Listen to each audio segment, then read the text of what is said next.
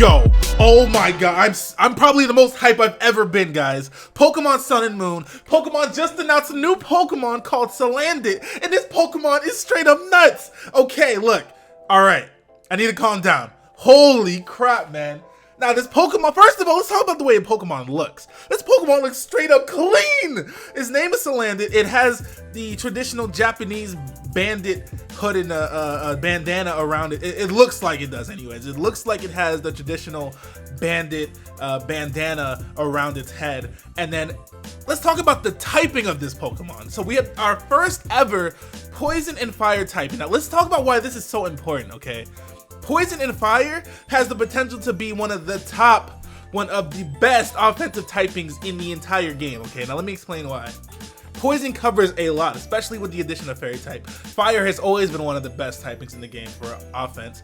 It covers so much by itself. Now I know what you're thinking. You're thinking, but shofu, he tram walls it. Chandelure just switches in for free. No! Okay? And I'm gonna tell you why. The reason I'm so hyped about this Pokemon is that its ability Corrosion allows it to poison. Okay, listen, are you listening?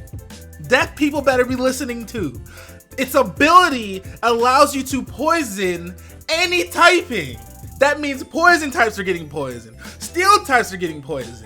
That is incredible. As a competitive battler, there's probably nothing more valuable than being able to poison a steel type, because steel types switched in for free on poison types all the time. There's nothing a fucking Crobat can do to a Magnezone, you know what I'm saying? Well, that probably wasn't the best example considering Crobat does get Heat Wave, and I've seen a lot of Crobats on HP ground now that I think about it, but you get my point, okay?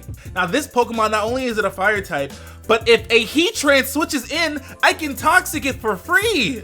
He's not safe. He is not safe. A Heatran cannot switch into this Pokemon thinking it's gonna get a fire boost from whatever the hell I use, or just switch into a poison type move and be immune to it. Now I can click Toxic on the switch in and he's gonna be poisoned.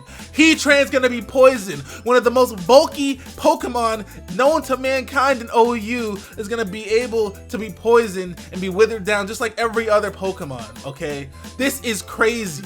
Poison types aren't safe either. This Pokemon is incredible. Now, I was reading on the Pokemon website, it specifically says that Salandit is not a very powerful Pokemon, and I'm gonna assume that's to balance this absolutely broken ability, okay?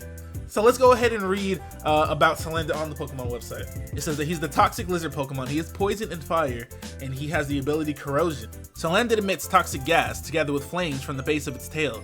This poisonous gas has a sweet smell, and anyone who unknowingly breathes it in will become dizzy. Salandit is not a very powerful Pokemon, but its cunning nature allows it to battle fiercely by throwing its opponents off balance.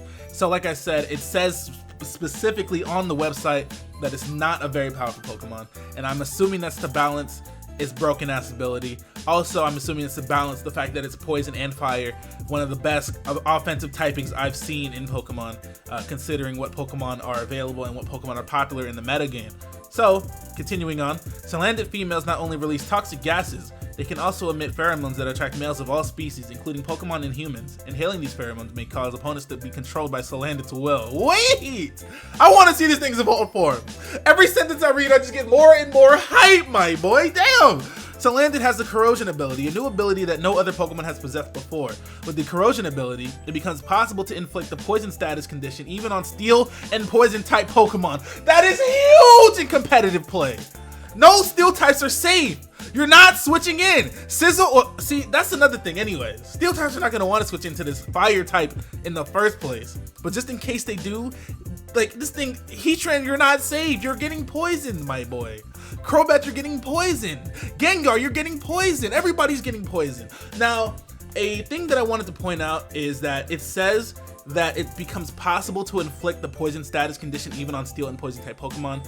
The trailer just shows it using Toxic, but I'm wondering if, like, say your opponent switches in a Gengar and you use Sludge Bomb or something, can you inflict poison on that Gengar with Sludge Bomb, or do you have to use a move that only inflicts poison? I'm gonna assume that Sludge Bomb will still have a chance to inflict poison types with the poison status, but I'm also gonna assume that if you use a poison type move on a steel type, it's not gonna affect it just as normal. If there is even a possibility that this Pokemon can hit like inflict damage with poison type attacks on steel type Pokemon, then I have nothing else to say. I think that'd be unbelievably OP, but like they said in the description anyways, this Pokemon's not very powerful. So maybe they will allow that. I don't know. Maybe this Pokemon can hit steel types with poison type attacks, or maybe it can only inflict the poison type status on steel type Pokemon. I don't think that it would negate the entire typing and just allow it to hit steel types for free with poison type attack. That sounds like too much, but I'm really excited about this Pokemon. I think this Pokemon specifically has the potential to make a big impact in competitive. Now that brings me to the question of what if this Pokemon gets toxic spikes? I kind of doubt that it would. And if it does, I kind of doubt that its ability would play a big factor in that, because you can't just lay down toxic spikes and then poison type switches in and then it gets poisoned and they're still there. Like, I think, you know, poison types normally absorb toxic spikes upon switching. So I'm trying to see in my mind how this Pokemon using toxic spikes would turn out, but I can't really do it, you know? If a steel type switched in to the toxic spikes that this Pokemon laid down, would they be poisoned? Or does it have to actually hit them with an attack or with a move to do that? But who knows? We don't even know if this Pokemon's gonna get toxic spikes or not. So that's just some theory crafting by me. I hope its stats are not terrible though. I hope, it does say that it's not very powerful, but I still hope that there's one thing about it that it excels in, maybe speed or defense or special defense or something like that, you know? HP, anything.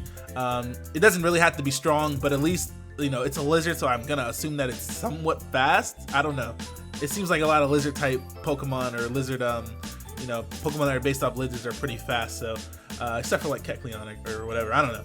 Anyways, whew, oh, my hype is getting to be too much. All right, people, I'm out of here. Thank you guys for watching. Holy crap, if you guys like Salandit, please hit that like button. I can't wait. I think I might have to switch my mascot again. Oh my God, it looks so clean too.